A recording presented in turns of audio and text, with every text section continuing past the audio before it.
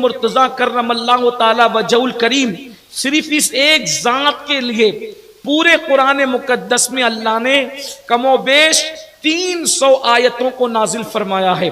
اس روایت کو حضرت سیدنا عبداللہ ابن عباس نے بیان فرمایا، اور مفتی اعظم مکہ ابن حجر مکی رحمت اللہ علیہ نے بھی اس کو اپنی کتاب میں لکھا کہ کم و بیش 300 آیات اللہ رب العزت نے صرف اور صرف مولائے کائنات کے لیے نازل فرمایا ہے، اور اہل البیت کے لیے جو مزید آیتیں ہیں وہ الگ ہے۔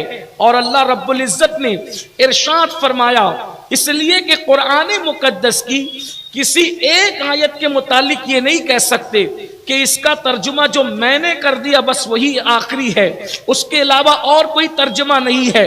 یہ بات اچھی طرح یاد رکھنا، بے شمار مقامات پر میں نے اس کی تشریح کی ہے، اس کے بارے میں زور دیا ہے کہ جب لوگ غالب اور اقبال کے اشعار کو اتنے معنی اس کے بیان کرتے ہیں، تو جب مخلوق کی شاعری میں اتنے معنی نکل سکتے ہیں تو خالق کے کلام کی معنویت کا عالم کیا ہوگا۔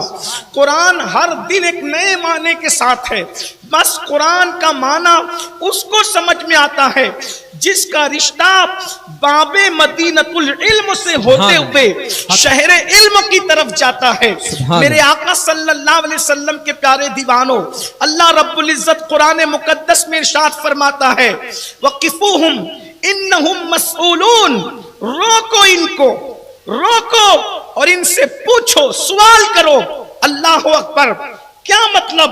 مفسرین فرماتے ہیں جب لوگوں کے نماز کا سوال ہو جائے گا، جب لوگوں کے روزوں کا سوال ہو جائے گا، دیانت دار تھا یا نہیں تھا اس بارے میں لوگ پاس ہو جائیں گے، یعنی سارے سوال و جواب ہو جائیں گے۔ مطلب یہ ہے کہ انسان جب جنت کی راہ کی طرف بڑھے گا تو اس وقت ندا آئے گی، روکو، وقفوہم انہم مسئولون، روکو اور روک کر ان سے پوچھو۔ مطلب کیا؟ نماز کا جواب دے چکا، روزوں کا جواب دے چکا، حج کا جواب دے چکا، دیانت داری کا جواب دے چکا، پاک دامنی کا جواب دے چکا، نگاہوں کے تقدس کا جواب دے چکا، تولنے کے معاملے میں ناپ اور تول کا جواب دے چکا، لیکن اب بھی جنت میں جانے سے روکا جا رہا ہے۔ روکو، پوچھو، سوال کرو۔ اب ایک سوال کیا جائے گا، اس کے بعد جنت کے دروازے کھولے جائیں گے۔ تو انہم مسئولون میں وہ کون سا سوال ہے جس کے بارے میں ہر سوال کے جواب دینے کے بعد بھی روکا جا رہا ہے؟ تو روایتوں میں آیا ہے وہ آخری سوال یہ ہوگا کہ ان کو روک کر پوچھو کہ نبی کی آل بیت کی محبت کے معاملے میں یہ واقعی حق ادا کرتا تھا یا ناسبیت کرتا تھا؟ اگر محبت کرتا تھا تو جنت کے دروازے کھول دیے جائیں۔ یہ سوال ہے۔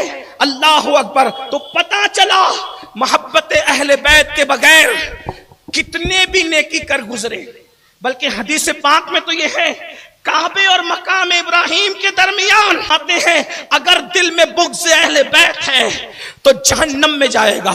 بلکہ حدیث پاک میں آتا ہے جن کے سینوں میں اہل البیت کے لیے نفرت ہے، جن کے سینوں میں اہل بیت کے لیے بغض ہے، ہاں ننگے دھڑنگوں کی کرامتیں تو ہضم ہوتی ہیں، ایرے گیروں کے نعرے تو ہضم ہوتے ہیں، لیکن جب ذکر اہل البیت آتا ہے تو منہ چڑھتے ہیں، لوگوں کے منہ چھوٹے ہوتے ہیں، اس لیے کہ سینوں میں محبتیں نہیں رہ گئی، لوگوں کے سینوں میں پیار نہیں رہ گیا۔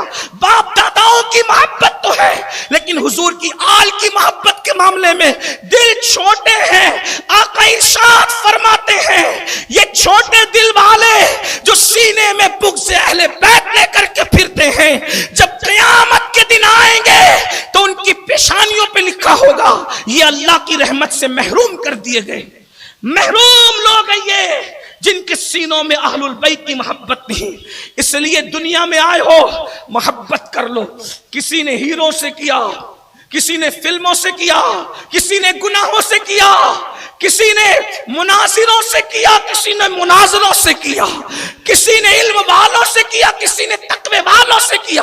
ارے سب نیکوں کی محبت اپنی جگہ ہے، لیکن اللہ کے رسول فرما رہے ہیں اس وقت تک مومن نہیں ہوں گے جب تک مجھ محمد سے محبت نہیں کرو گے، اور میری محبت تمہارے دلوں میں آ نہیں سکتی جب تک میری اہل بیت سے محبت نہیں کرو گے.